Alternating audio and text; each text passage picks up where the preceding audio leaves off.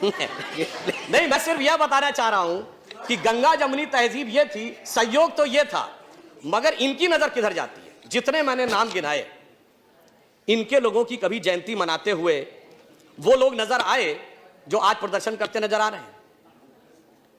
वो लोग आज नजर नहीं आते। वो तो आज कहते हैं हमने 800 साल इस देश पे हुकूमत की, अभी कुछ दिन पहले बयान दिया, और फिर कहते हैं कि साहब हम तो मजलूम हैं, हमें अधिकार मिलना चाहिए। ऐसी विचित्र स्थिति आज के देश में आकर खड़ी करने का प्रयास किया जा रहा है जो सत्य से बिल्कुल परे।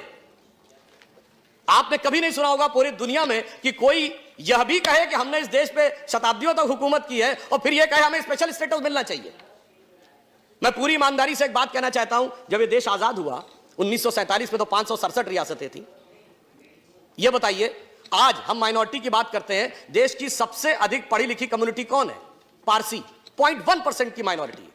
सबसे प्रॉस्परस कम्युनिटी कौन है? जैन, 1% की माइनॉरिटी है। सबसे एंटरप्रेन्योर कम्युनिटी कौन है? सिख, 1.8% की माइनॉरिटी है।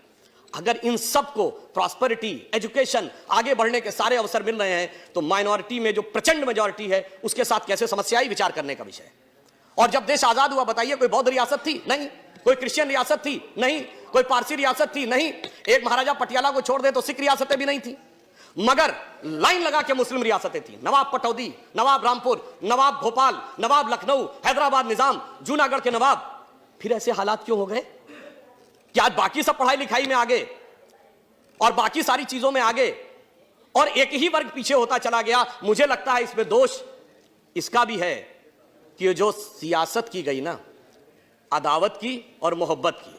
किसी ने दिखाने की कोशिश की कि हमें तुमसे बड़ी मोहब्बत है, तो किसी ने दिखाने की कोशिश की कि फलां को तुमसे बड़ी अदावत है, और उस सियासत ने कहां यह पहुंचाया सभापति जी, किसी को किसी की मोहब्बत ने मारा, किसी को किसी की अदावत ने मारा, पर इस शराफत अली को सेकुलर सियासत ने मारा। इसलिए मैं ये कहना चाहता हूं, आज के इस यथार्थ को देखिए, पूरे देश में जो सामने दिखाई पड़ रहा है। ज्यादा खतरनाक बात जानते क्या हो रही है?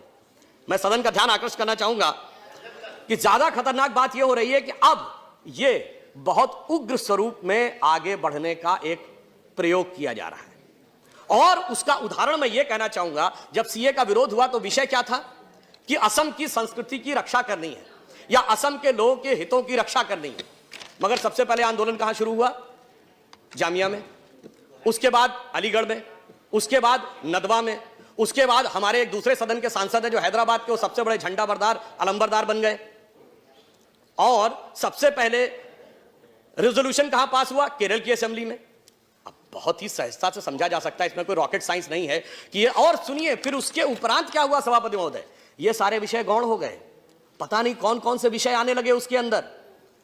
कश्मीर से लेके धारा 370 से लेके देश को अलग करने से लेके आसाम को परमानेंट अलग करने तक।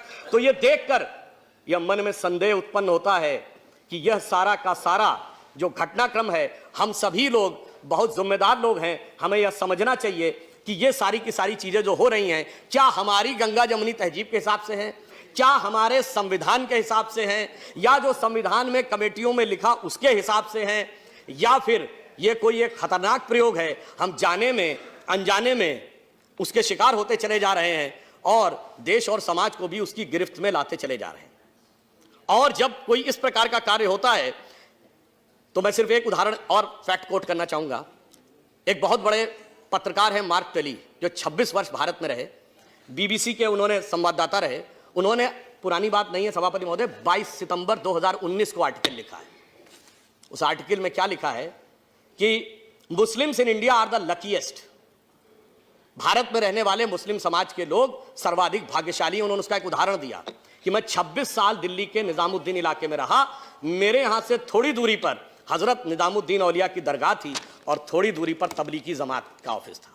उन्होंने कहा दुनिया का कोई दूसरा देश होता तो 26-27 साल में कोई एक दूसरे को समाप्त जरूर कर देता, परंतु भारत के मुस्लिम इसलिए भाग्यशाली हैं कि वो अपने मजहब के अंदर भी जिस तरीके से चाहें उस तरीके से इबादत कर सकते हैं। ये कहने वाला कोई संघी भाजपाई नहीं है, ये कहने वाला एक वह पत्रकार है जिसने पूरी जिंदगी भारत में गुजारी है और 2019 में उसने कहा है।